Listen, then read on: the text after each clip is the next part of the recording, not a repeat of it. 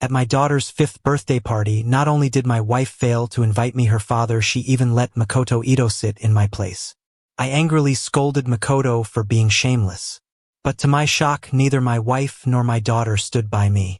Instead, they demanded that I apologize to him. My daughter said, "Daddy's bad. Bad daddy, I want Uncle Ito to be my new daddy." My wife chimed in, "Why are you being so petty? Makoto came with good intentions to celebrate our child's birthday. What's wrong with that? Having more people who love her is a blessing. Why make a fuss over something so trivial?" Watching the three of them, all smiles and warmth like a picture-perfect family, I suddenly felt exhausted. This marriage had become nothing but a farce. I contacted my mentor overseas, erased every trace of my presence from that home, and prepared the divorce papers. While my wife and daughter were still waiting for me to crawl back and apologize, I had already left for another country to begin a brand new life. Chapter 1 Junior, I've arranged everything with the hospital. If you agree, your mother can begin treatment abroad within a month, Willow said. Thank you, Senior, I replied. I'll take care of everything here and accompany my mother there. There was a pause. Then Willow asked, surprised, "You're coming with her? Is that a problem?" I asked, a little anxious. Of course not, I'd be thrilled if you came. Our mentor misses you dearly. And all your juniors can't wait to finally meet the legendary big brother of the academy. But do your wife and daughter know you're leaving? I'll tell them, I replied simply. I hung up the phone and placed the signed divorce papers on the rosewood desk in the study. The books on the shelf were covered in a thin layer of dust. When I pulled out one, I found a photo frame hidden behind it. In the picture was a happy little family of 3. Maria, just 1-year-old, was nestled quietly in my arms. Sophia looked up at us with a gentle smile, and I was beaming the very image of joy. My chest tightened. Back then, we had truly been a happy family. Sophia and I married through a family arrangement, but even so, our early days together were sweet. We were the picture of harmony, the model couple everyone admired. A year later, Sophia got pregnant. Her morning sickness was intense. One night, she felt ill and had a bitter taste in her mouth. Tearfully, she looked at me and said she craved sugarcane. I didn't say a word. I just put on a coat and left the bedroom. The next day, she got her sugarcane, but I had come down with a high fever. That night had been freezing, but I went out myself to find sugarcane for her. By the time I returned, chilled to the bone, Sophia had already fallen asleep waiting. Seeing me with a burning fever, she scolded, "You're the CEO of a company. Why catch a cold over this? You could have just sent an assistant. And I could have gone without sugarcane. Why are you always so good to me?" she cried while holding me, feeling guilty. I laughed, both heartbroken and amused. But those soft moments of love and warmth had long since been replaced by constant accusations and yelling. Her sweet endearments had become bitter cries of, "George, will you ever stop?" The memories swirled through my mind, finally freezing on the scene from 3 nights ago. It had rained heavily that day. By the time I arrived at the Kim family estate, the banquet was already underway. It was a family celebration for Maria's 5th birthday. Everyone had gathered, everyone except the biological father of the child. Inside, the room was full of laughter and warmth. But as I stepped in, the joy vanished like smoke. Every face turned cold, their expressions annoyed at my intrusion. Maria pouted. Her big eyes glared at me with pure resentment, as if I were some enemy, not her father. Makoto, Sophia's first love, was seated beside Maria with Sophia on the other side. They looked just like a happy little family. And I was the outsider, ruining their perfect picture. Couldn't hold back anymore. "Makoto, have you no shame?" I shouted. "You already stole Wong Corp's investment project. Now you're trying to steal another man's wife and child too." Makoto shrank back a bit. Sophia slammed the table and shouted, "George, watch your mouth. Makoto had nothing to do with Wong Corp's downfall. If you're going to keep making a scene like this, then don't bother coming back." I snapped. "I'm telling the truth. Why do you trust a stranger more than your own husband?" She shot back. "That's nonsense. The Ito and Kim families go way back. How is Makoto a stranger? He's here out of kindness to celebrate Maria's birthday. You're the one making trouble." I narrowed my eyes. "I'm the one making trouble." I laughed bitterly, then charged forward, ready to rip that fake smile off Makoto's face, only for Sophia to step in and block me. Maria burst into tears. "Wah, Daddy's bad. Daddy, don't bully Uncle Ito. I hate you, Daddy." I don't remember how the scene ended. But I do remember this: when both my wife and daughter stood by Makoto's side, that was the moment I decided. I didn't want either of them anymore. Chapter 2. I put the photo frame back in its place and restored everything in the study to how it was before, then turned and left. On my way downstairs, I ran into Sophia, her face frosty and expression unreadable. I tried to ignore her and walk past, but she stepped in front of me and said, "George, you need to apologize to Makoto for what you said 3 days ago." I looked at her in disbelief. "Apologize? What exactly did I say that was wrong?" Sophia's brow furrowed tightly. "I'm not here to argue. Even if Makoto forgot to inform you about the birthday party, you didn't have to be so petty. You showed up anyway, didn't you? He planned the whole thing with good intentions, and you ruined it. Don't you think that was going too far?" I sneered coldly. Did I beg him to throw the party? She bit her lip. "That's enough. Can you stop with the sarcasm already?" Her voice rose as she added, "Maria was really upset that day. For her sake, if nothing else, you owe Makoto an apology." I was so angry I couldn't speak for a moment. Seeing I stayed silent, Sophia softened her tone. "Just apologize and we'll let it go." I replied flatly, I didn't want to hear another word about Makoto. Thinking I'd agreed, Sophia turned to leave. I called after her, "Are you coming home tonight?" If she came back, she'd see the divorce papers and we could end this marriage as soon as possible. Without looking back, she said, "No need to wait. I'm taking Maria out for dinner." I watched her retreating figure without trying to stop her, not like I used to. Even though I had made up my mind to let go, my heart still ached. I looked away, forcing down the wave of emotions rising inside me. Then I headed for the hospital. Through the glass, I watched my mother lying in bed, still unconscious. I couldn't hold it in anymore. My throat tightened with a pain that went bone deep. The attending doctor stood beside me and said gently, "Ms. Liu has already informed us. Madam Wang will be transferred for treatment soon. Her condition is stable for now, so there's no need to worry too much." However, the doctor hesitated before continuing, "If you intend to keep her here a little longer, you'll need to cover the upcoming costs." My mother had collapsed 3 years ago after suffering the double blow of Wang Corp's collapse and my wife's affair.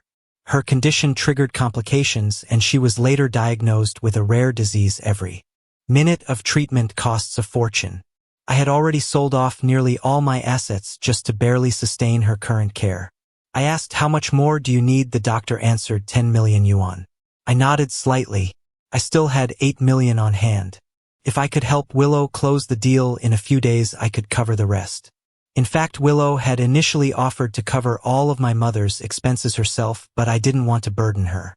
So this was the compromise. She found another way to help me. Even an ordinary friend could go to such lengths. Yet Sophia hadn't even shown her face once. I let out a bitter laugh. I should have known long ago Sophia had stopped loving me years ago.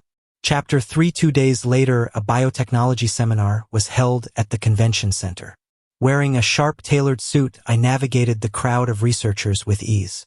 I used to be a top student and had attended events like this many times under my mentor's guidance, meeting many people including top-tier experts in the field. So when others saw me chatting casually with a well-known academic heavyweight, they began to gather around. In no time, I had become the center of attention.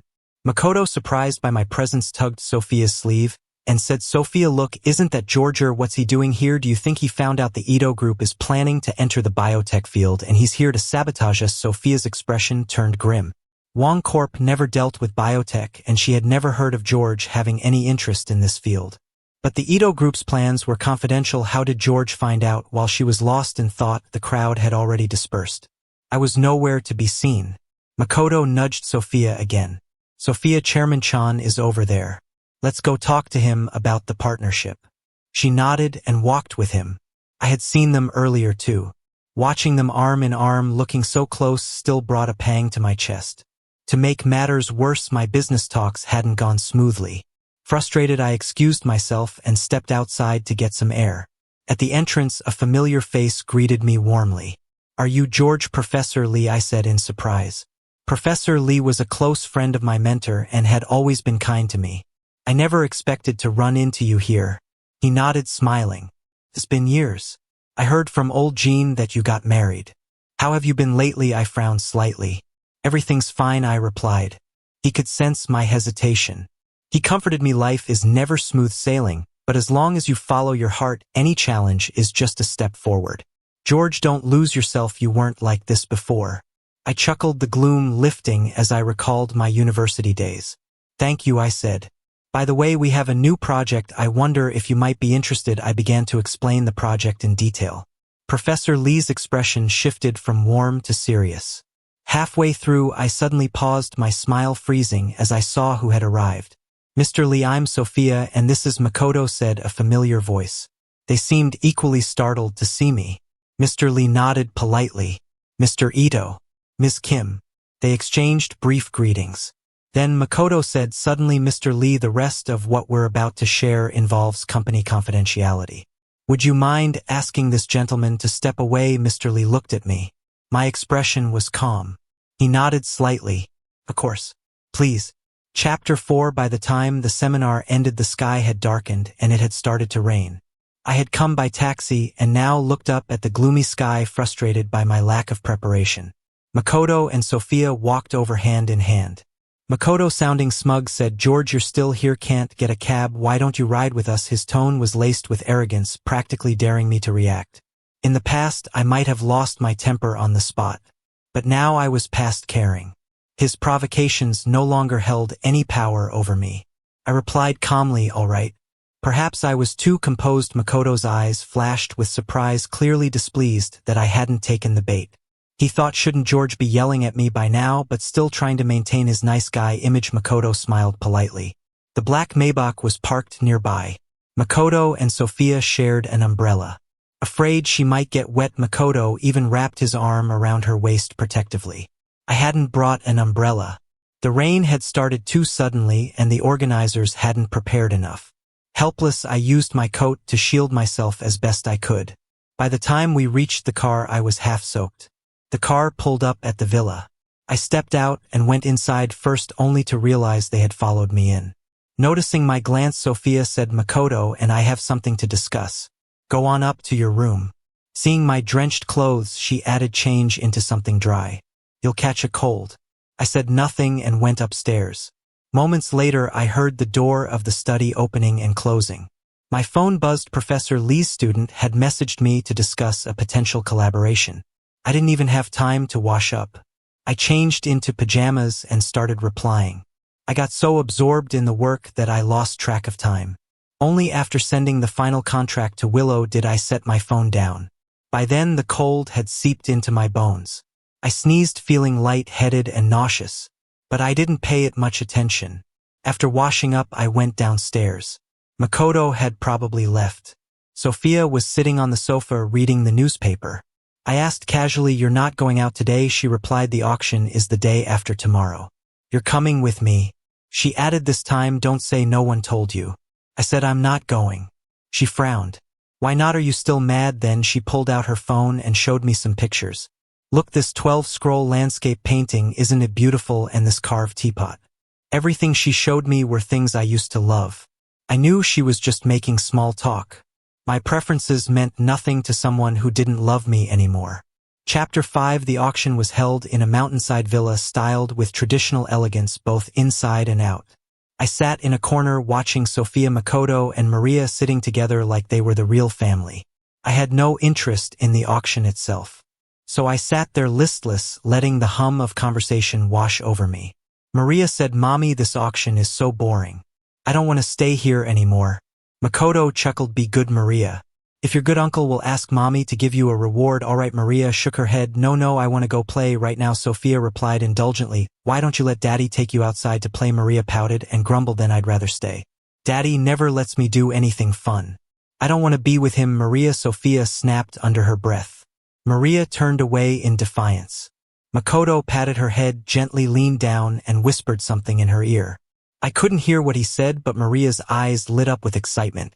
She jumped off her seat, ran straight to me, grabbed my hand, and said, Daddy, come play with me. Please, let's go outside. Sophia's tone was unusually soft. George, take Maria out for a bit. You probably don't care much for today's auction pieces anyway. I replied, the painting and carved teapot you showed me yesterday were quite nice. She stiffened slightly, clearly not expecting that response. So that's it, hand the kid off to me while she spends quality time with her lover. What am I, a babysitter? Still keeping up appearances? Sophia maintained her elegant facade and said, I'll keep an eye out for you. Maria tugged at me, impatiently pulling me toward the exit. Let's go to the pavilion, she said, already darting ahead. Worried she might fall, I called after her, "Slow down, watch your step." At the pavilion, Maria immediately let go of my hand and climbed up and down the stone bench by herself, ignoring every warning I'd given her. The night deepened and the mountain mist thickened. A chill crept into the air and I said, "Maria, let's head back. You've played enough for now, haven't you?" Maria pouted. "You're so annoying. You're nothing like Uncle Ito. When are you finally going to divorce Mommy? I want Uncle Ito to be my daddy." Her words struck me like a punch to the gut. Ice ran through my veins. I asked, "Who told you to say that? Was it Makoto, some relative?" Maria crossed her arms. "No one told me. It's true, Uncle Ito is 100 times better than you." "I love Uncle Ito." I stared at her stunned. All I could see was the little girl she used to be, the one who toddled over when I was feeling down, hugging me and mumbling, "Daddy, don't be sad, be happy. Maria loves Daddy." Now my mind went blank, my body frozen in place. When I finally came back to myself, I gave a bitter smile and said, "Finished, good. Let's go back." Chapter 6. The atmosphere at the auction was electric. The host shouted congratulations to Ms. Kim for winning the Rolex gold watch. Amid admiring glances, Sophia picked up the watch from the tray and placed it gently on Makoto's wrist. Whispers buzzed around us. "Wow, lucky guy, is that Ms. Kim's husband? She's so generous with him." Someone chimed in, "Right, that watch cost 80 million yuan and the painting, the 12-scroll landscape, was a full 100 million. Ms. Kim really loves her husband." Maria suddenly let go of my hand and ran toward them. The three of them laughed together, the very image of a happy family. The next item on display was the carved celadon teapot from Ukiln. As expected, Sophia bought it without hesitation. The crowd buzzed with excitement again. The noise gave me a headache, so I stepped out to the pavilion for some fresh air. I leaned against the railing, staring out at the misty mountains when Willow called. She said the negotiations weren't going smoothly. The other side kept testing the waters. She suspected there were other competitors. I recalled Makoto and Sophia's appearance that day and replied it might be the Ito group or Kim group. Willow said, "Kim group, if it's them, we might be able to collaborate. That would make things easier." I cut her off. "That's not an option." My tone was sharp, too sharp. There was a pause on the line. Then she said, "You're right. Working alone means more leverage for us anyway." A voice spoke behind me, laced with mockery. "George, what are you doing sneaking around here, feeling jealous seeing how well Sophia treats me?" I turned off my phone screen and faced him. "What do you want?" Makoto stepped closer, fingers brushing over his golden watch, a smug smile on his face. "Isn't it obvious?" A pang struck my chest, but I kept my expression cold. "Should I wish you eternal happiness?" I stepped forward. He flinched. "What are you doing? If you touch me, Sophia won't let you off." I replied, "Relax, you're just in my way." I tried to walk past him, but suddenly he grabbed my arm. "You're not going anywhere." His grip caught me off guard and I staggered back. "What the hell? Let go." Makoto's voice suddenly rose in panic. "George the First didn't mean to, it's just that I love her so much. If you're upset, I'll leave Sophia, okay?" I tried to shake him off, but we ended up struggling. In a flash, we both lost balance and fell to the ground. Then came voices, "What are you two doing, Ito uncle?" Everything blurred. My head slammed hard into a stone pillar in the garden. Pain exploded like lightning across my skull, tearing through my body. I curled up, instinctively trying to lessen the agony. My vision went completely black. All I could hear was a flurry of shouting. Someone asked, "George, why are you here?" I groaned, "Sophia, it hurts." Another voice said, "Miss Kim and her husband already left." "Wait, someone's still here. What do we do? Get him to a hospital quick." Chapter 7. When I woke up, my head felt like it was splitting open. Each heartbeat brought a sharp stabbing pain. I struggled to sit up and reach for my phone, but what I saw stopped me cold. Sophia was there, sitting silently in a chair by the bed. When she saw I was awake, her face darkened like a storm. "George, who is Willow?" she demanded. I didn't want to answer, but when I saw the cracked phone in her hand, my pupils contracted. I instinctively reached out to grab it. Sophia moved quickly, pressing my arm down. Her brows drew tight. "Tell me, who is she, your secret lover?" My headache worsened. I had no strength to resist. "I don't know what you're talking about. You're hurting me. Let go." She didn't budge. "Oh, how impressive. I ignore you for a few days and you're already rushing into someone else's arms. George, are you that desperate?" I laughed, furious. "Desperate, please. Who's the one clinging to a married man? If I have a lover, then what's Makoto to you? Her face twisted with anger. How dare you slander Makoto like that? She raised her hand to slap me, but the sight of me pale, sweating brow furrowed in pain made her freeze. Her hand hung mid-air and never came down. You should be grateful nothing happened to Makoto, she hissed. Otherwise this wouldn't be ending so easily. And let me give you some advice, I don't care who Willow is, but cut her off now. I said nothing, my brows knitted tight.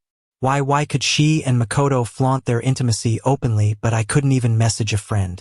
She brought Makoto into our home, what right did she have to interrogate me? How shameless could a person be? As I watched her walk away without a second glance, whatever last shred of hope I had left for her vanished completely. I stayed in the hospital for 3 days. Not a single person came to visit me. The day I was discharged, the sky was dark and heavy with rain. It felt like a weight was pressing on my chest, suffocating me. I exhaled deeply, about to hail a cab when my phone rang. It was Willow. George, something big just happened. Chapter 8. Willow told me that the Ito Group suddenly secured the partnership with an offer far beyond what we had budgeted. The words hit me like a bucket of ice water poured over my head in the dead of winter. The tactics were all too familiar, exactly the same as when Wong Corp was sabotaged years ago. It was Makoto. It had to be Makoto. While I was unconscious, only 2 people had touched my phone, and only those 2 were capable of pulling this off. With trembling fingers, I dialed Sophia's number. But all I heard was the beeping tone of a call not being answered. Nothing else. I flagged down a cab, and during the ride I called again and again and again. But by the time I arrived at the Kim Group building, she still hadn't picked up. I jumped out of the taxi and rushed inside. I need to see Sophia, I said urgently at the reception. The security guard blocked me. Mr. Wong, Ms. Kim has instructed us not to let you in. My pupils shrank. So they were prepared for this. She knew I'd confront her. I said firmly, I need to see her. I have something important to say. But then a cold voice called out from behind me. No need to stop him. George, what do you want? I spun around. There stood Sophia, her face completely indifferent, eyes colder than I'd ever seen. I demanded, you gave my messages with Willow to Makoto, didn't you? She answered without hesitation. Yes. Makoto saw them and discussed it with me. I was the one who decided to increase the offer. George, the Ito Group needed this opportunity. I let out a bitter laugh. What about me then? I didn't need it. Do you even remember how Wong Corp went bankrupt? It was the Ito Group that stole our data, which caused the investors to lower their offers. They gave others the chance to crush us. Sophia responded coldly, it's just a business deal, George. Why are you so obsessed? I pressed. Makoto could have competed fairly. Why would you resort to dirty tactics to help him? Her face darkened. Enough. Even if I was wrong this time, would this have happened if you hadn't been messaging that Willow woman? Don't act like a victim. I've told you countless times Wong Corp's collapse had nothing to do with Makoto. Stop clinging to ancient history. And I haven't even come after you for your thing with Willow. You'd better watch yourself. With that, she turned and walked away. I returned to the villa, packed my things, and went to the study. The divorce papers were still on the desk untouched. No signature. I didn't care anymore whether she hadn't seen them or simply refused to sign. I had already signed several copies. Over the next few days, they would be delivered to her office, to the Kim family estate, to wherever she couldn't avoid them. 3 days later, I boarded a plane overseas with my mother, escorted by medical staff. Chapter 9. Thanks to advanced treatment methods and newly approved medication, my mother's condition steadily improved. The weight on my chest finally began to lift. One evening at dinner, Willow noticed me listlessly picking at my food. She gently said, you need to eat something. You've barely touched your meals the past few days. You're getting thinner. If Auntie wakes up and sees you like this, she's gonna blame me for not taking good care of you. I chuckled softly. You've already done more than enough. You're our guardian angel, how could she possibly blame you? Just then a server pushed a cart into the room. A birthday cake. I froze in surprise. Willow smiled, come on, close your eyes, make a wish, blow out the candles. My throat tightened. When I opened my eyes again, they were misty. Thank you, really thank you. I couldn't even remember the last time I celebrated my birthday. Ever since Mom got sick, no one had remembered. No one had tried. She said, George, cheer up. Things are going to get better from here. I nodded, smiling through the blur. Meanwhile, at the Kim family villa, Sophia and Maria had just stepped inside. The house felt unusually quiet and empty. Something felt off. Sophia called for the housekeeper, frowning. "Where's George?" The housekeeper replied, "Honestly, Mr. Wong hasn't been home these past few days." Sophia thought to herself, maybe that's for the best. At least he won't be here pestering me for answers. She nodded, handed the housekeeper a gift box, and said, "Give this to him when he returns." Inside was a watch. A gesture of compensation, a peace offering of sorts. But after a moment's hesitation, she realized, knowing George, if someone else hands it over, he'll just think I don't care. She shook her head. "Never mind. I'll give it to him myself." Taking the box back, she asked the housekeeper to watch Maria, then went into the study. There was a new sheet of paper on the desk, plain and unfamiliar. Sophia assumed George had snuck in to leave her a note. She remembered how after arguments he used to write her letters. Each one different, rambling, full of emotion, but always ending the same way: "Can we stop fighting now?" Apparently some habits never die. Her heart softened. She stepped closer, picked up the paper, and froze as her pupils shrank. Her hand crushed the letter in its grip, creasing it with deep, angry folds. Chapter 10. Sophia frowned. "When did he leave?" The housekeeper hesitated. "Well, it's been about a week, I think." "A week?" Sophia exploded. "He hasn't been home for that long, and you didn't tell me. Where did he go?" The housekeeper answered defensively, "Ma'am, during the days you weren't home, Mr. Wong wasn't around much either. Maybe he went to the hospital." "Hospital?" Sophia narrowed her eyes.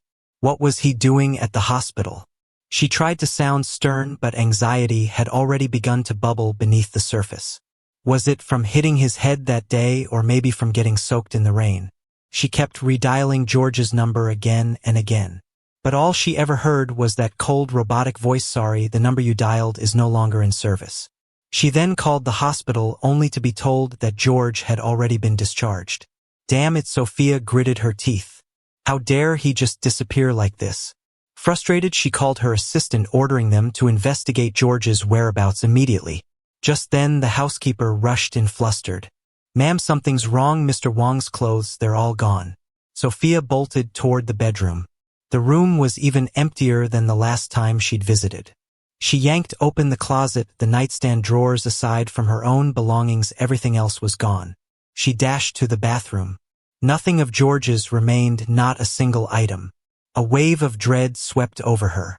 It felt like something had slipped entirely out of her control. Her legs went weak. She stumbled, collapsing onto the bed. At that moment, her assistant burst in, breathless. "Miss, the last trace of Mr. Wong's activity was at the international airport." The airport? What was he doing there? Her mind went blank. All her confusion slowly twisted into fury.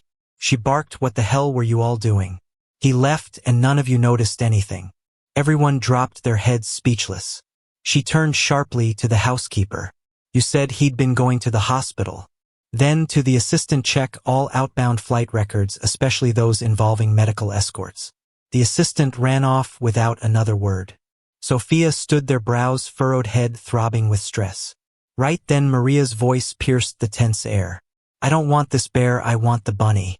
Sophia turned to see Maria sitting on the playmat, furiously hitting a teddy bear that was missing one ear. Toys were scattered all around her. "What's going on?" she asked. The housekeeper explained, "Miss Maria is looking for the bunny Mr. Wong gave her."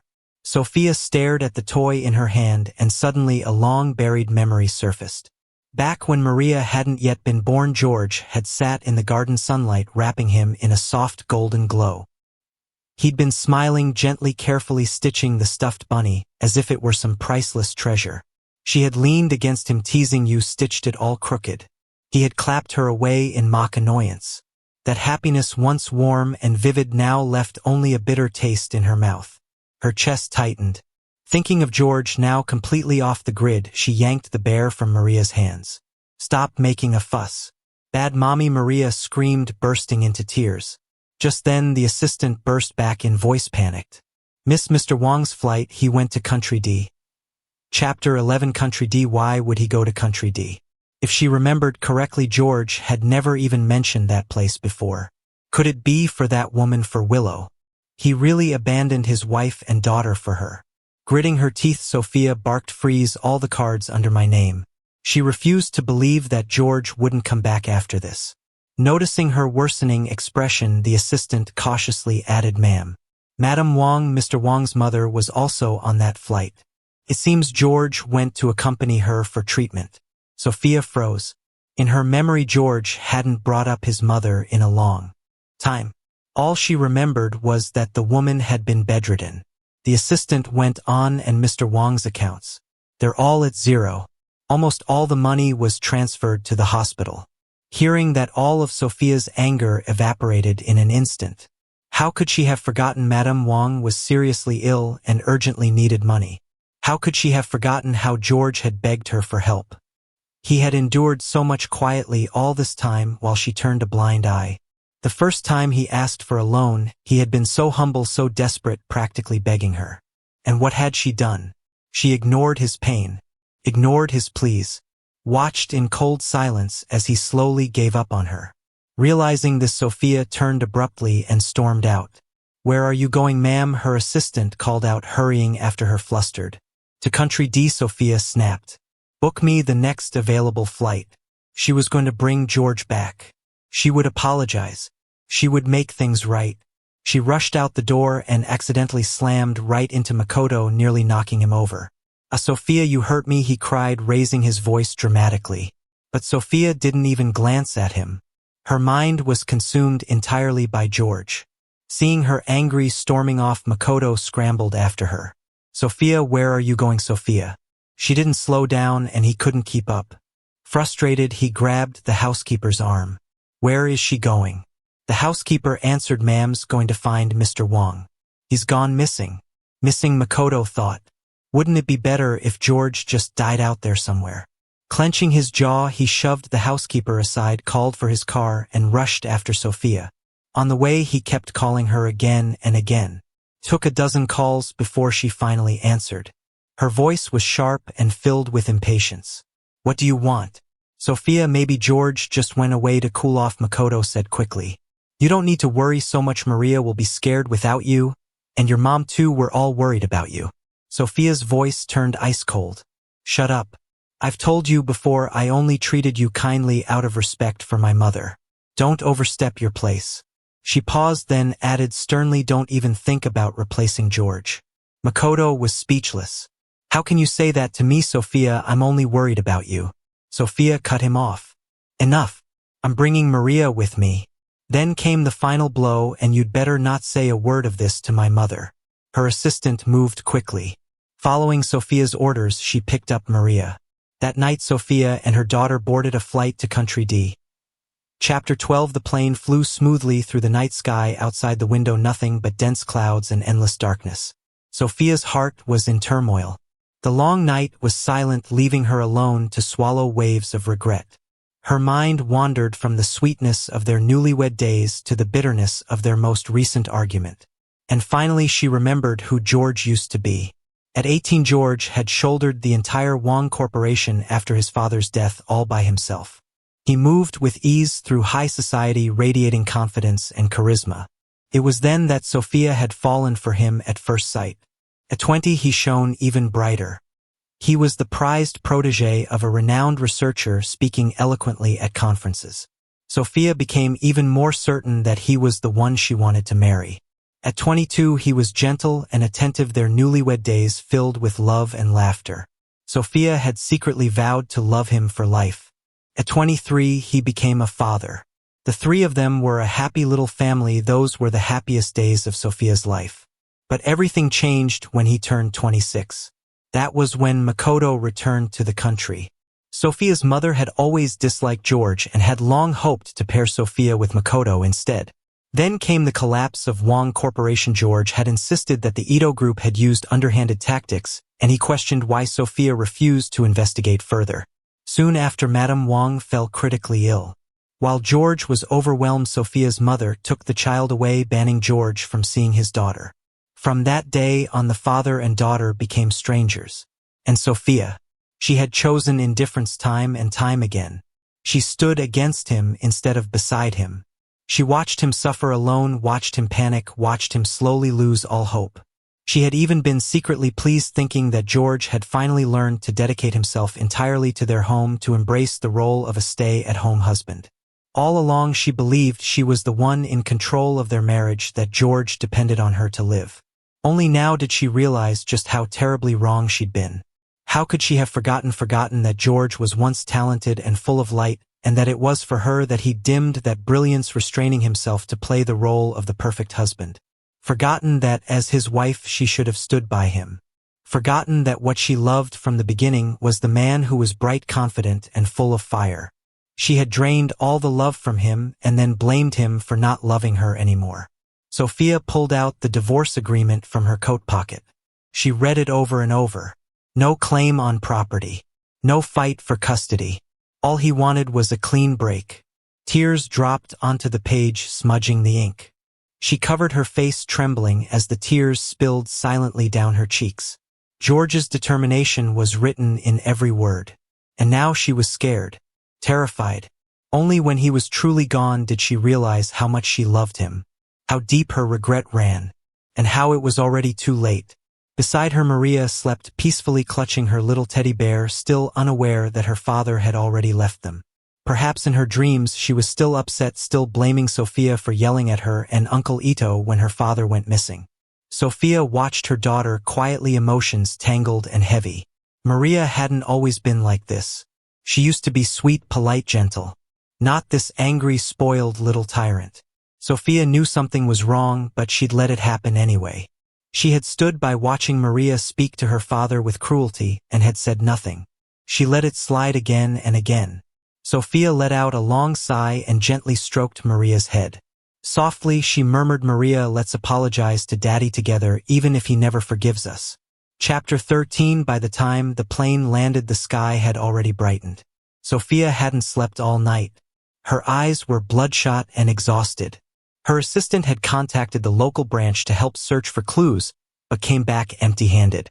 Maria rested in Sophia's arms and asked curiously, "Where's Daddy, Mommy? You can't find him either." Sophia's eyes were filled with sorrow. She didn't answer. Instead, she took out her phone and hesitated before dialing a familiar number from memory. It rang only once before a voice answered. "Hello, who is this?" "It's me, Sophia. Do you know where George is?" she asked softly.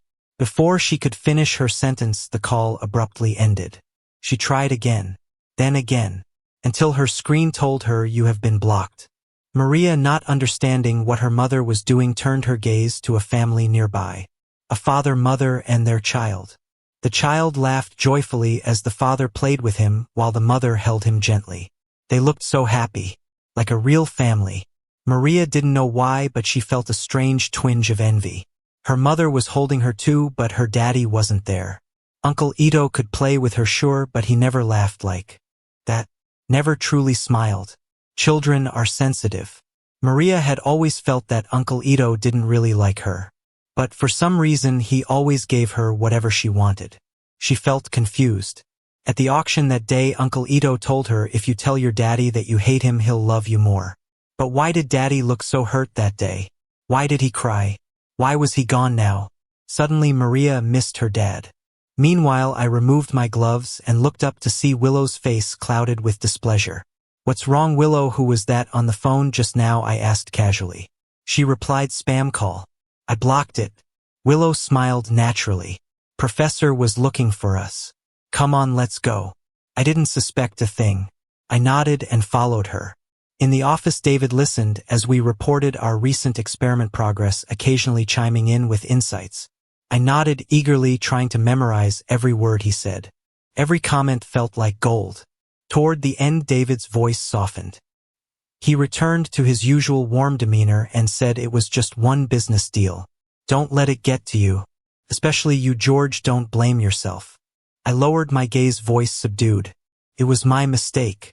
I'm sorry, Professor." David shook his head. "It's all right. Learn from it, that's all that matters. How's your mother doing?" "She's doing much better than before," I said, light entering my voice.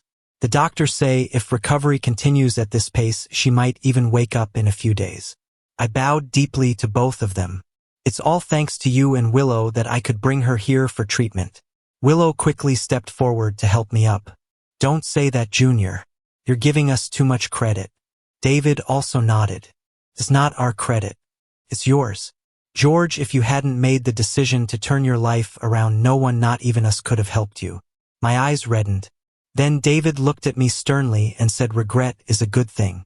But remember what I told you years ago. Don't waste your talent. George, when you make choices in the future, I want you to think them through. Don't let yourself be swayed just because someone moves your heart. He had said those same words 7 years ago. And now 7 years later, he couldn't help but say them again. George was once his brightest student, and he couldn't bear to watch a gem be dulled by the world again. I nodded repeatedly. I understand, Professor. David gave a few final instructions about the upcoming press conference. Then, after one long glance at Willow, he dismissed us from the room. Chapter 14. Just a few days remained before the press conference, and I'd been so anxious over the data that I hadn't slept in days. Just as I was about to bury myself in the lab again, Willow stopped me. Junior, she said, I found a really good Chinese restaurant. Let's go together, okay? Before I could refuse, she added, it's close to the hospital. After we eat, we can go visit Auntie together. That made me pause. I nodded in agreement. The restaurant played soft, flowing music. Willow picked up a piece of spare rib and placed it on my plate. You need to eat well. You've been burning the candle at both ends. Look at those dark circles. Thanks, Willow. I smiled, though my brow still carried traces of worry. It had been a long time since I'd personally worked on an experiment. Getting this opportunity was something I had dreamed of, and with the press conference approaching, even though I wasn't the one presenting, I'd still need to handle networking afterward. That would require solid expertise. The pressure had kept me up late every night working in secret. Was it really that obvious? It's okay, Willow said, gently reading my thoughts. Relax. She began telling me a few bad jokes, trying to lighten the mood. I chuckled.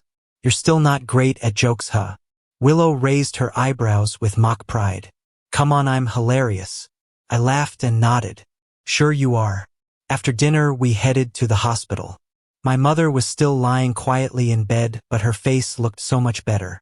She no longer looked frail and hollow like before. I stood there behind the observation glass, watching her for the whole afternoon. When the sun finally dipped below the horizon and visiting hours came to an end, I reluctantly left with Willow. The city streets in the evening were buzzing with life. People passed by, couples on dates, families out for a stroll. Watching them, a wave of melancholy welled up in me. These past few years, I said, I honestly thought this was it for me. Wong Corp went under. My mother got sick. My daughter drifted away. My marriage crumbled. It felt like no matter what role I played, son, father, husband, I just failed. Once the words started, I couldn't stop. Everything I'd bottled up for so long finally found its way out. I spoke slowly, calmly, describing everything that had happened after I got married. When I reached the end, I took a breath and smiled at Willow. Do you think I'm pathetic? Willow shook her head, her voice steady but firm. No. I blinked, caught off guard. She continued, you're amazing. You carried Wong Corp on your own. You took care of your mother all these years alone. You kept moving forward even when everyone was against you. So no, I don't think you're pathetic. In my eyes, you'll always be the confident, resilient George. You're not just someone's father or someone's husband. You're you. Her eyes were deep, unwavering. Don't ever compromise yourself for anyone. My chest tightened with emotion, but I let out a soft laugh. You're starting to sound like our professor. Willow patted my shoulder. Everything's going to be okay. You have a bright future ahead of you. And in her heart, she thought, don't worry, little brother. No one can stand in your way, not your wife, not your daughter, not even me. You don't have to be afraid anymore, George. If anyone or anything stands in your way, I'll tear it down for you. Without hesitation. Chapter 15. The day of the press conference arrived right on schedule. Everything went as planned, smooth and seamless, but with one unexpected twist. At the end of the presentation, David suddenly called me up to the stage. This, he announced to the audience, is my prize student and the one who processed the follow-up data. He'll be giving you a deeper insight into the results. A ripple of surprise ran through the crowd. Everyone knew this wasn't just a moment in the spotlight, it was a golden ticket to future collaborations. An endorsement from David himself. Some people looked curious, wondering who I was. Others were stunned by the level of trust David placed in me. A few looked on with suspicion, as if I were just another opportunist riding academic coattails. For a brief second, nerves hit me. But then I caught Willow's calm gaze, so full of trust and encouragement. I steadied myself, took a deep breath, and stepped onto the stage. With fluent English, I began presenting. Confident, composed, just like the man I used to be. In the audience, Sophia sat silently watching me shine. The more she watched, the heavier the ache in her chest grew. Willow, sensing a pair of burning eyes, turned her head and spotted Sophia sitting in a corner of the hall. She let out a cold laugh, then turned back around, already planning how to keep the two of us apart. Unaware of what was happening below the stage, I finished my presentation smoothly and stepped down to the sound of warm applause. During the coffee break, I followed David, helping him deflect some awkward questions from certain guests. Finally, I accompanied him back to the lounge for a short rest. You did great, David said, clapping my shoulder. It won't be long before you're leading your own projects. I smiled humbly. Thank you, Professor. Then, noticing something, I asked, by the way, have you seen Willow? David waved his hand. No need to worry about her, she's busy. And indeed, Willow was very busy clashing with Sophia just outside the main hall. As soon as I'd walked off with David, Willow had cut through the crowd and stood directly in Sophia's path. You must be Sophia, she said flatly. We need to talk. Sophia frowned. And who the hell are you? She could see George in the distance walking away, and this woman kept getting in her way. It made her furious. Willow's eyes held a mocking glint. I'm Willow, now you're worried, she thought. Where was all that concern when you were treating him like garbage? Hearing the name Sophia snapped, rage bubbling over. You're that woman, she shouted, raising her hand to slap her. Willow caught her wrist midair. I'm warning you, assault is a crime. If you want to know how George is doing, you'd better calm down. Noticing security approaching from the corner, Sophia pulled her hand back and hissed, fine, what do you want? I need to see him. Willow scoffed. He doesn't want to see you. Stop wasting your energy, and honestly, what right do you even have? I'm his wife, Sophia said through gritted teeth. I love him. You love him? Willow let out a bitter laugh, as if she just heard the world's cruelest joke. Where were you when his mother was sick, when he was falsely accused and humiliated by your precious ex, when your own daughter shattered his heart right in front of you? Love, all you gave were empty promises. How pathetic. Willow's smile faded, her voice laced with exhaustion and disdain. Tell me, didn't you receive the divorce papers? I didn't agree to it, Sophia shot back. As long as I haven't signed, he's still my husband. He's still Maria's father. Willow laughed cold and sharp. You see, you don't respect him at all. Then her expression turned icy. What makes you think you have the right to treat a person like they're your possession? You're so arrogant, it's delusional, Sophia snapped. And what gives you the right to judge me, you homewrecker? Willow's lips curled into a razor-sharp smile. Save that line for your own conscience. Do you really not understand why George wants a divorce? Start looking inward. George has already given you more chances than you deserve. You, Sophia tried to speak, but Willow cut her off. If you don't want him to hate you forever, stay away from him. Don't think stalking him will change his mind. And with that, Willow turned and walked away, not even glancing back at the woman she just demolished. Chapter 16. Sophia wanted to speak up in defense, but found herself at a loss for words. She wanted to run after him, but realized she had no reason to. Just like Willow said, George didn't belong to anyone. He had a mind of his own, not easily swayed by outsiders. All his past patience and compromises were simply because George loved her, because he loved her. He was willing to make sacrifices, but that didn't mean he would keep sacrificing himself forever, especially when she was the one who broke their vows first. It was as if all the strength had been drained from Sophia's body. She left the venue in a daze. People bustled along the road, each with their own destination, but where was hers? Sophia asked herself, yet no answer came on the other side. Willow didn't feel as relieved as she thought she would. She knew George's personality all too well. While her words had been aimed at Sophia, they also cut into herself. She thought, Willow, who are you to expect George to love you? What are you even hoping for? As George approached, Willow put a smile back on her face. She thought, if this love cannot be known to him, then I'll just keep it hidden deep in my heart, so he never has to feel burdened. Willow asked, Junior, what's wrong? I asked with concern. Where did you go just now? You look pale. Willow smiled nonchalantly and said, someone gave me a hard time, but it's fine. I gave it right back to them. She brushed it off, and I didn't press further, and so the day's conference came to an end. On the way back, our junior suggested we go out for a celebratory dinner. David had no objections and offered to cover the expenses, so we all went together amid the cheers of our fellow disciples. We walked into a bar as a group. After a few rounds of drinks, nearly everyone was tipsy. Another sober junior sister and I exchanged helpless glances as we helped round up the drunk ones and called rides for them. Willow barely managed to stay conscious. Just as she was getting into a taxi, she suddenly grabbed my hand and said, don't go. I was startled, but didn't pull away. I said, Senior, you're drunk. I'll have someone take you home. Willow held on tightly and refused to let go. Seeing how intoxicated she was, the junior sister, who came with us, tried to gently pry Willow's fingers off while saying, that's right, Senior, I'll take you home. It's late and Senior brother needs to go Home to the moment she heard a certain word. Willow's fingers suddenly loosened. The junior sister breathed a sigh of relief, waved goodbye to me, and helped Willow into the car, and left. I took a taxi back to my apartment alone, not giving too much thought to Willow's sudden emotional outburst. The next day, I received great news from the hospital. My mom had finally regained consciousness. As soon as I heard the news, I rushed to the hospital. Seeing my mother smile at me through the glass, I couldn't hold back my tears any longer. At some point, Willow also arrived. She took out a tissue for me and gently patted my shoulder. In comfort, days passed, and after 3 or 5 of them, the doctor announced my mother could be moved out of the ICU. The day she was transferred to a regular ward happened to be beautifully sunny. Willow told me to sit and rest. She busied herself packing everything up and then quietly stepped out to give us some space. I held my mother's hand and chatted with her for a long time. Eventually she looked at me and suddenly asked, "George, are you hiding something from me?" My smile froze for a moment. Finally I nodded and said, "I divorced Sophia." Chapter 17. I looked nervously at my mother, afraid that the news would cause her to relapse. She seemed a bit surprised, but didn't react strongly. She said, "That's good." I asked, puzzled. "Mom," she replied, "no matter what you choose, Mom supports you." She raised her hand and gently patted my shoulder. My son has suffered so much. At that moment I could no longer hold back my emotions. Tears slid down from the corners of my eyes. My mom reached out and wiped them away for me. Then she smiled and said, "Is that your senior sister?" I nodded and said, "Yes, Senior. Willow has helped me a lot, both financially and in many other ways. The hospital you're in was arranged thanks to her and our professor." My mom nodded and said, "Then you must thank her properly." Then she suddenly added, "Miss Lou is so outstanding. She must have a boyfriend, right? You should invite them for dinner sometime." I was stunned and said, "I don't think she does." My mom seemed lost in thought.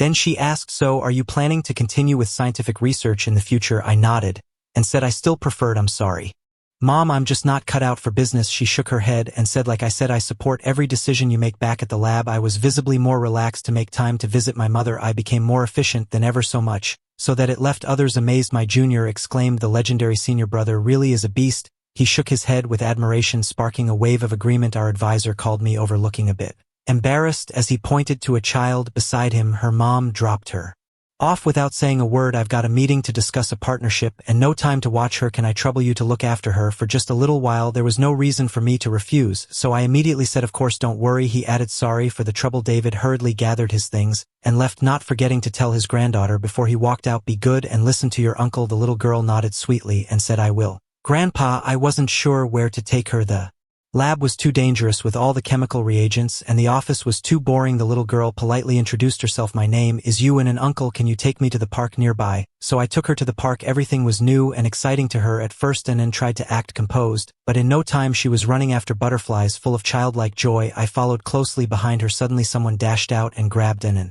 trying to run off with her. I chased after them immediately, trying to fight them off, but I was too slow and was just about to be taken away right before my eyes. Then out of nowhere someone rushed in and tackled the kidnapper to the ground. Panicking, the trafficker ran away and clung to my leg, crying hard. I picked her up and gently patted her back to soothe her, as if calming my own child. She quickly regained her composure, and I finally had the chance to look at the person who had saved her. The familiar face made my heart freeze. Sophia stood in front of me, holding Maria's hand, her expression filled with sorrow. She bit her lip and said, "George, come home with me." I frowned and was about to leave when Maria immediately began to cry and scream through her tears. She sobbed, "Daddy, don't go, Daddy, don't leave." She ran over and held onto my leg, refusing to let me go. Sophia said, "George, both the child and I miss you. Can't we go home together?" Mother and daughter played out their performance perfectly, as if I were the heartless man who had abandoned them. I just felt disgusted to use this kind of emotional manipulation to lure me back. "How shameless," I said coldly. "That won't be necessary. I already gave you the divorce papers." Chapter 18. "George, do you really have to be this cruel?" Sophia asked in a pitiful tone. I looked at her with an indifferent expression and replied, "That's a question I should be asking you, Sophia. There's nothing between us now. Stop interfering in my life. If you're not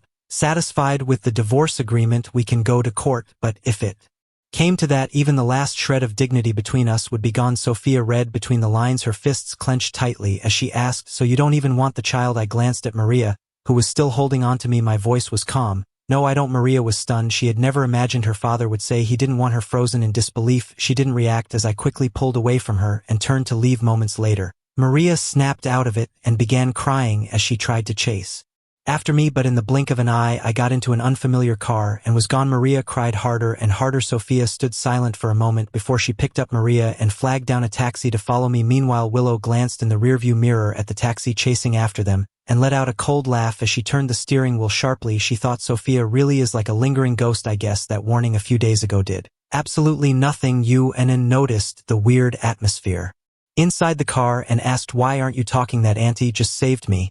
And I haven't thanked her yet. We were both stunned and didn't know what to say back. At the lab, David had already returned after hearing everything he said. Going back to China is fine, but only after she agrees to finalize the divorce legally. Willow said firmly, if she refuses, we'll just drag it out until the marriage is officially annulled. George, don't go out much these next few days. Don't let her find you. David disagreed. He believed this was something I had to face eventually. I was still hesitant. I wanted the divorce, but I didn't want to go back because I knew if I did, Sophia would never let me go again. Suddenly a thought struck me. I shot up and ran out. What if she finds my mom? If Sophia could find me, then it wouldn't be hard for her to trace that line back to my mother. My face turned pale with panic. Willow quickly followed me, but we were too late. In the hospital room, Sophia was already sitting beside the bed. With Maria, my mother looked calm, as though nothing had upset her. Seeing me arrive, her expression relaxed. George, you're here. My face was dark with anger. I turned to Sophia and asked, what are you doing here? Sophia looked innocent as she replied, I came to visit my mother-in-law. I immediately snapped, who are you calling your mother-in-law? There's nothing between us anymore. Sophia turned to my mother, but found no reaction on her face, as if she had known the truth all along. A sense of dread rose in Sophia's chest. I could read her thoughts easily. This was just another trick using my mother to manipulate me, and I found her more disgusting than ever. I raised my hand and pointed toward the door. You can leave now. Sophia took a deep breath, trying to salvage something. She said, George, Maria misses her grandma so much. Can't you just let them stay a little longer? I was about to refuse when my mother's phone suddenly rang. She answered the unfamiliar number, and a deep male voice came through the speaker. George, have you no shame? You cheated on Sophia with other women, and even after the divorce you still won't leave her alone. Mrs. Wong, is this how you raised your son? I took the phone from my mother, my tone instantly cold and sharp. Makoto, if you have a problem, take it out on me. Don't you dare insult my mother. Let me tell you something. If anything happens to her, you'll be the first person I come for. Do you really think the Ito Corporation can survive an investigation? You know exactly what you did back then. Makoto replied with a mocking laugh, how ridiculous. So what if I did it? You're just a loser. What gives you the right to threaten me like that? Chapter 19. I glanced at Sophia and said with a strange tone, so that's a confession? Makoto replied smugly, yeah, I admit it. So what do you have? Proof? Words mean nothing without evidence. No one's going to believe you, and let me warn you, if you keep pestering Sophia, I won't mind sending your mom back to the hospital. If this had happened in the past, his words would have thrown me into panic. For a long time back then, I couldn't let go of my sick mother, and I still held on to foolish hopes about Sophia, but now I just let out a cold "oh" and was about to hang up the phone. Sophia, however, snatched it from my hand first and shouted, Makoto, what the hell is wrong with you? But her outburst didn't make it through. He had already hung up. Sophia's face turned dark. She blocked Makoto's number and handed the phone back to me. I took it calmly and looked at her. You should go. Her siding with me still felt a little foreign. After all, in the mess of our marriage over the years, I had always been the one blamed for everything. She said, you're angry? I replied, I'm just mad that he insulted my mother. As for the rest, there's no need for you to get so worked up. My tone was indifferent. It's not that big of a deal. Sophia became emotional. Then what is a big deal to you? I said, compared to stolen research, compared to all the years of isolation and helplessness, a single phone call, it's nothing. Sophia opened her mouth to speak, but no words came out. Willow, standing just beside me, closer than typical social distance, watched Sophia warily the whole time, as if she was ready to confront her the moment she did anything remotely harmful. I had grown used to Willow's closeness. I simply stared at Sophia, eyes cold, and the look in them chilled her. Her eyes shimmered with sorrow, but in the end she left with Maria without another word. After they were gone, my mother gently patted my trembling hands. She knew how much courage it took to sever the past face to face. I smiled reassuringly and said, it's okay now. I'm sorry, Mom, for saying all this in front of you. She shook her head. Willow, on the other hand, was clearly concerned. She asked, that thing you mentioned, do you need my help? I sighed and said, I only have some circumstantial evidence. I haven't been able to get the key proof. My expression darkened. That was exactly why I had never been able to bring Makoto to justice. Back then I was overwhelmed on all sides, and every attempt to investigate was met with obstacles. Now, so many years later, any crucial information had probably long been destroyed. As we struggled with our frustration, I suddenly received a message from Sophia. She wrote, George, something came up at the company. I need to head back first. I will look into that matter. Please wait for me. I really know I was wrong. Willow, standing beside me, read the messages clearly and sneered, see, the moment something comes up, she leaves you behind. Even her apology lacked sincerity, but I felt slightly relieved. I didn't want to see them anymore. On the plane ride back, Maria kept clinging to Sophia, asking what would happen to her dad. It was the first time since she turned 3 that she missed him this much. It was like going back to that year when her grandmother forcibly took her away. No one paid attention to her crying. They just kept telling her, Daddy doesn't want you, Daddy doesn't love you. But today she realized Daddy never stopped loving her. It was she who kept hurting him. Now Daddy was too heartbroken.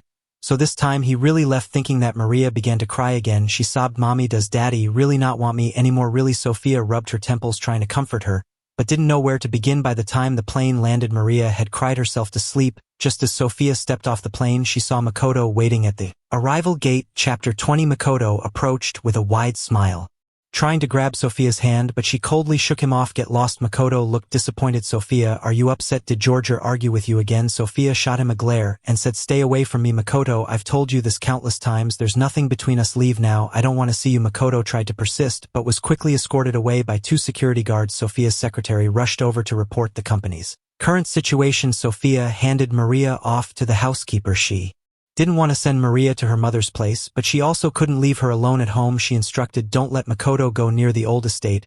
He's not allowed anywhere near Miss Maria. Sophia spent 2 full days at the company handling the mess. Exhausted, she rubbed her temples and kept her most trusted secretary behind to give her some private instructions. The secretary's eyes widened slightly. Miss Kim, it's been 3 or 4 years already. Sophia responded, no matter how long it's been, I want the truth. The secretary sighed but accepted the task and left. On the way back to the family estate, Sophia scrolled through her phone anxiously. There was no reply from George. Panic gripped her. She thought of the young woman standing by his side, of the natural chemistry between the two, and of how dazzling George looked up on that stage. This time her intuition seemed to be right. George really had no intention of coming back to her. He had found a new direction, maybe even a new partner, or perhaps this was the life he was meant to have all along, working in a field he loved, surrounded by like-minded friends, living peacefully with his mother. That day in the hospital, she had felt like an outsider, an intruder who had barged into someone else's perfect life. Sophia knew all of this, but she still couldn't accept it. She couldn't bear to see another woman by George's side. She couldn't accept that George had left her. She hated the feeling of losing control, but in the end what she hated most was the version of herself who had stood by and let everything fall apart. She had made countless mistakes, so many that it felt impossible to fix them. Outside, the sky was gloomy. Sophia remembered it had been just as overcast the day George left. So this is what it feels like to be abandoned. She let out a bitter laugh. Serves me right. She thought. The family estate came into view. Sophia strode inside and immediately saw Maria sitting on the couch beside her. Makoto was chatting with Sophia's mother. Both of them looked genuinely pleased to see her, but Sophia's face darkened instantly. She pulled Maria to her side and said sharply, Makoto, didn't I tell you to stay away from her? Makoto opened his mouth to explain, but before he could speak, Sophia felt something alarming in her palm. Startled, she looked down and realized Maria's cheeks were burning red, her eyes already losing focus. Without hesitation, she scooped Maria into her arms and rushed out quick to the hospital. After the examination, the doctor's face was serious as he scolded her. She has a fever caused by gastroenteritis. As parents, you need to pay more attention. If you'd come any later, she could have suffered brain damage. And stop feeding her random food. Sophia kept nodding in apology. In the hospital room, Maria was receiving fluids through and for. Sophia sat by the bed, not daring to close her eyes. The nanny approached and said gently, Miss, let me stay with the young miss. You should get some rest. Sophia was about to refuse when her phone rang. It was a call from her mother. Chapter 21. Sophia stepped out of the room to answer the phone. Her mother asked, is Maria okay? Sophia replied she had a fever caused by gastroenteritis. Mom, what did you feed her? And didn't I tell the housekeeper Makoto isn't allowed near Maria? Her mother responded lightly, she didn't eat much. Kids get sick. Sometimes it's normal. Don't worry too much. Hearing that, Sophia felt a strange mix of emotions she couldn't describe. After a pause, her mother added, by the way, I heard you divorced George. Why didn't you tell me such good news earlier? If I'd known, I could have started planning your wedding with Makoto already. Sophia snapped back. Who said I was getting a divorce? Her tone was clearly unpleasant. Even if I were divorced, I would never marry Makoto. Mom, stop wasting your time, her mother asked in confusion. The divorce papers were sent to the house already. You still don't plan on divorcing him? That George is really something. Wants a divorce, runs off abroad, and still tries to lure you over there? Sophia asked sharply. Did Makoto tell you that? Her expression changed instantly. She had never told anyone the reason she went overseas. Her mother said, so what if he did? I'm telling you, don't you dare give Makoto a hard time. He just told me the truth. If George wants a divorce, let him have it. He was never good enough for you. He clung to the Kim family as a son-in-law and wouldn't leave. Now isn't it great? He left on his own and Makoto can finally take his place. Sophia's face darkened. Mom, please stop ruining what's left of my relationship with George. Relationship? Aren't you two divorced? What relationship is left? Sophia raised her voice. I never said I wanted a divorce, and I've never wanted to marry Makoto. Mom, why do you keep pushing him on me? I don't like him. Don't you realize it's because of Makoto that George wants a divorce? Her mother's voice grew sharp too, snapping back. You're blaming me for ruining your relationship. If you'd been this assertive before, I wouldn't have had the chance to interfere. A fly doesn't land on a seamless egg. If Sophia hadn't shown some interest in Makoto, he wouldn't have had any chance to get close. Sophia choked on her words. Her mother smiled smugly. Face it, Sophia, you never loved George that much. Look, even Maria likes Makoto. You clearly have feelings for him too. Marrying Makoto is your best option now. Mom, why do you hate George so much? He's always treated you with respect, Sophia said, her voice tired. This was something George could never understand, and neither could she. What's so great about Makoto? Her mother fired back. Do I need a reason to dislike someone? Sophia shook her head. She didn't want to keep arguing. No reason then. I don't need one either. I hate Makoto and I'll never marry him. With that, she hung up decisively. Not wanting to hear another word. The next morning, Maria finally woke up. She blinked and looked around as if searching for something. Where's Daddy? Mommy, where's Daddy? Sophia checked her temperature. Normal. She finally relaxed a little. Maria persisted. Did Daddy come back? Sophia felt a stab of pain in her chest. Not yet. Are you hungry? Maria shook her head. Sophia asked, what did you eat yesterday? Popsicles. Uncle Ito said if I liked them I could eat more, so I ate 3. Maria's voice was weak from the drip. Sophia said gently, no matter how much you like something, you still need to eat in moderation. She didn't want to scold her daughter at a time like this. She added, didn't your dad tell you that? Before Maria went quiet, Sophia sighed. Why didn't you tell anyone you weren't feeling well? Maria answered with a pout, I told Uncle Ito, but he said it was nothing. Then he went out with Grandma. Mommy, I miss Daddy. Wah, recalling how helpless she'd felt the day before. Maria cried even harder. I want Daddy, I want Daddy. Sophia held her tightly, heart aching, and sent a message to George. It was still the middle of the night in his time zone. Sophia didn't expect any reply at all. Chapter 22. The phone rang not long after George was calling hello. Upon hearing her father's voice, Maria burst into louder sobs. Clutching the phone tightly, she cried, Daddy, I feel awful. Can you come back, please? I want Daddy. Wah. There was a brief silence on the other end. Then he said gently, Maria, sweetheart, don't cry. How about Daddy sings you a lullaby to help you sleep? As a soft song flowed through the phone, Maria gradually drifted off. Sophia took the phone back and said, George, the first one, but George cut her off. She's asleep. I'm hanging up now. His voice had gone cold again in an instant. He didn't mention coming back, didn't give Sophia a chance to speak.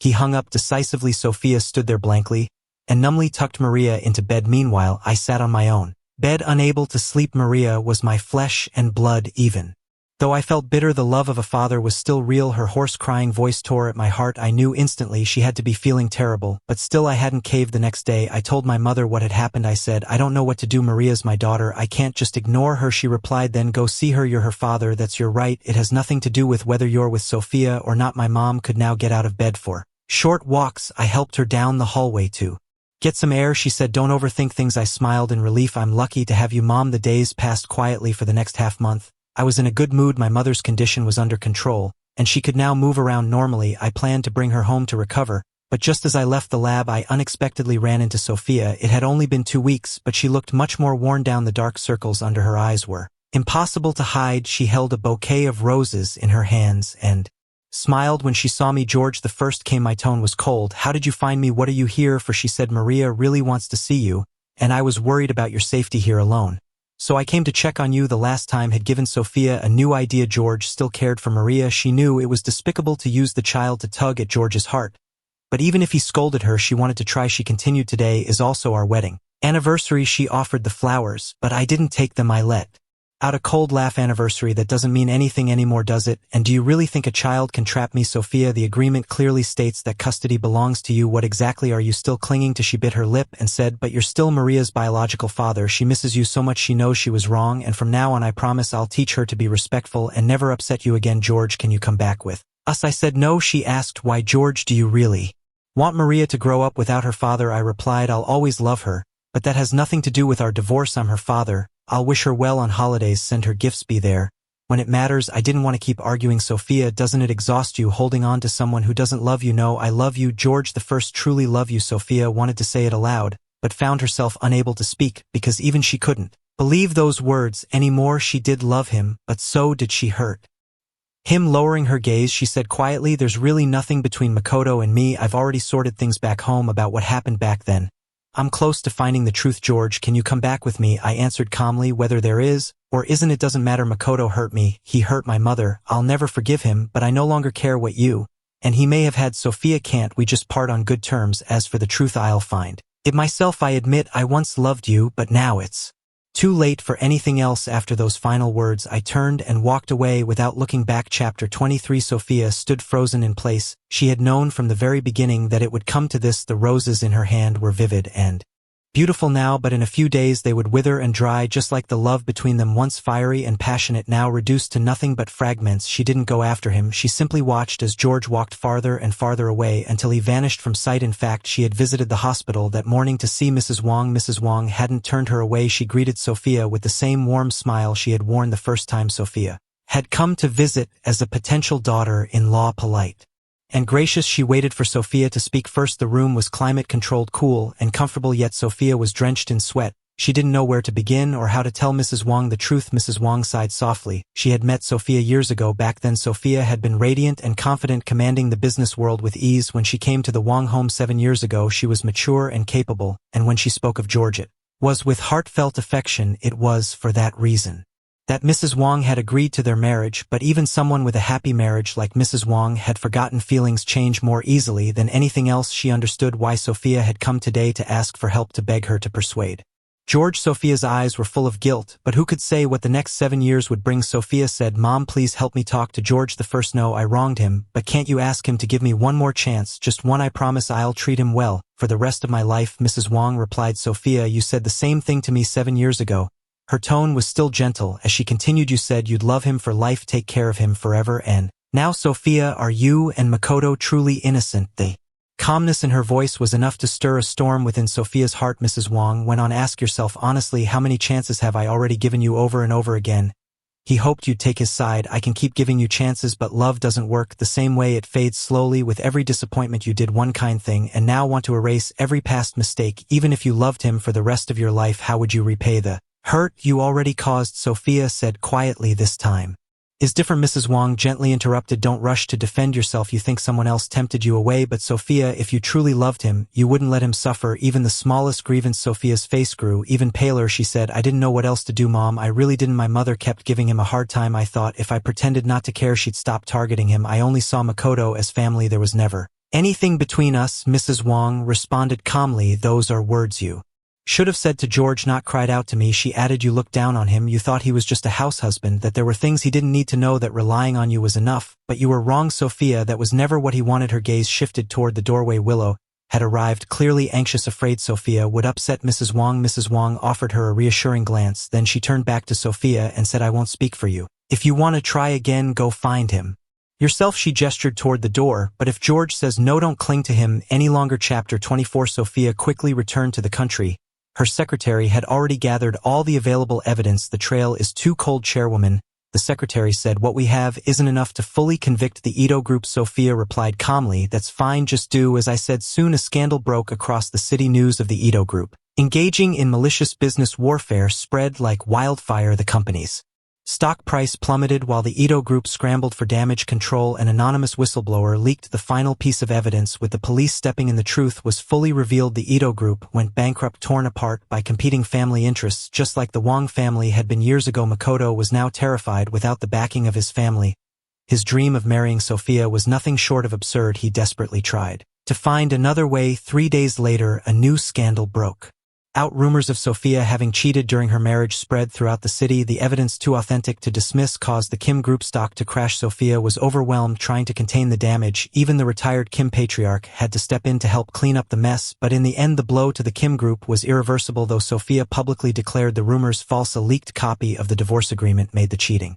claims even more believable. Staring at the declining state of the family business, Sophia's mother furiously called me. The moment I answered, she barked, "George, just how far are you planning to drag our family down?" I let out a cold laugh. "Me, you brought this on yourselves." I hung up without hesitation. Willow, standing nearby, smiled. "So the truth's finally out." I nodded. A weight had been lifted from my chest. Willow suggested, "Should we celebrate? I found a really great dessert place." I agreed. David had somehow appeared behind us without us noticing. He snorted, "Celebrating every day, huh? Are your experiments done?" We glanced at each other and said in unison, "Done." David gave us a stern look. "If anything goes wrong at the conference next month, you two little punks are done for." He huffed and walked off, but just before stepping out he turned back and added, "Which dessert shop? Bring me back a slice of cake." That evening we returned to my apartment together, watching us walk in side by side. Mrs. Wong looked thoughtful. "One day when I wasn't home," she asked, "Willow, you like George, don't you?" Willow's face turned bright red, but she nodded firmly. "I like him." Mrs. Wong spoke gently. "But George doesn't know, does he?" Willow replied, "I don't want to burden him. He just got out of a long relationship. I don't want to trouble him. I'll like him quietly until the day he notices. If he accepts or rejects me,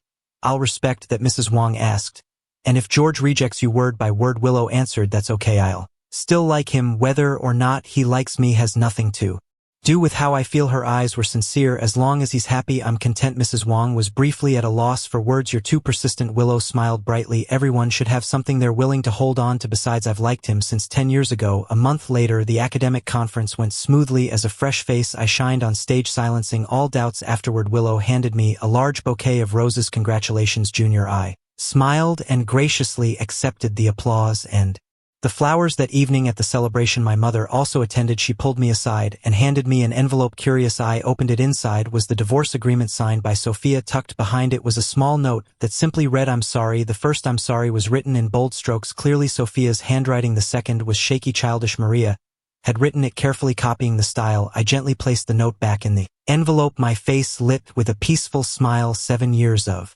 marriage. Finally, it was truly over. It was finished. I smiled, but tears kept pouring down my face. My mother hugged me and said, it's okay, everything will be better from now on. Willow came out to usher us back in. She said cheerfully, Mrs. Wong Jr., come on, you're the star tonight. Chapter 25. The moment Sophia tucked the letters into the envelope, silent tears began to fall from her eyes. The Kim group had greatly weakened. She was swamped with work and had grown noticeably thinner. It had taken her a long time and a lot of hesitation before she finally signed the divorce papers. During that time, perhaps from overhearing too many unpleasant conversations, even Maria had become more mature. When she learned that her parents were getting divorced, she accepted it more quickly than expected. She only asked one question, does Daddy still love me? Will he still come see me? Sophia nodded and said, of course, Mommy and Daddy will always love you, Mommy. I want to apologize to Daddy too. Can you teach me how to write? I'm sorry, my teacher said today, if you do something wrong, you have to say sorry. That's how you earn forgiveness. Sophia froze for a moment, then her eyes welled with tears. She said, okay, how wonderful it would have been if things had always been like this. At the desk, mother and daughter carefully wrote the words stroke by stroke. Maria solemnly folded her note and placed it into the envelope. As the letter was taken away, Maria suddenly grew anxious. Mommy, what if Daddy doesn't forgive us? After a moment of silence, Sophia answered, then we'll keep apologizing until he does. Okay. Maria nodded vigorously. 3 months after the official divorce, George sent Maria a teddy bear. She treasured it, placing it carefully by her pillow. Now on either side of her pillow sat 2 teddy bears. Each night before bed, she would say goodnight to both of them, giving each one a kiss as if her father were right there with her. After several months of court proceedings, Makoto was finally sentenced and sent to prison. Sophia messaged George with the news. He didn't reply, but she knew he must have seen it. That first New Year after the divorce, he still didn't return, but as always, he sent a gift and a letter for Maria. The letter held only one line, Happy New Year, Maria. Daddy loves you. The gift was a protective charm shaped like a golden ingot woven with traditional red knots. Maria was overjoyed. She placed it under her pillow and slept especially soundly. That night, from that day on every holiday, Maria would eagerly look forward to receiving a letter from Daddy. The housekeeper, watching all of this, couldn't help but feel heartache. Miss, she asked Sophia, little miss misses Mr. George so much, why don't you take her to see him? Sophia let out a bitter smile. I don't want to pressure him anymore. Besides, this is enough. This is already enough. He still remembered the child. Every blessing he sent was filled with genuine care, and so she allowed herself to imagine that a small part of those blessings might be for her too, that in his heart there was still a place for their shared past. She would hold onto those memories and silently endure the punishment she deserved. Sophia returned to her study and pulled out a photo frame from a hidden corner of the bookshelf. The photo had faded with time, but the image still made her nose sting with emotion. A happy family of 3, Maria, sweet and well-behaved George, smiling warmly, his eyes full of love as he looked at the camera, his lips slightly parted, as if he were saying something. Sophia remembered clearly at that moment. He had been reminding her, look at the camera, Sophia, don't tease Maria. When vows vanish like mist and the beauty of the past becomes a distant echo, those memories had supported George through 7 long years, and now the same fragments of happiness would carry Sophia through the rest of her life.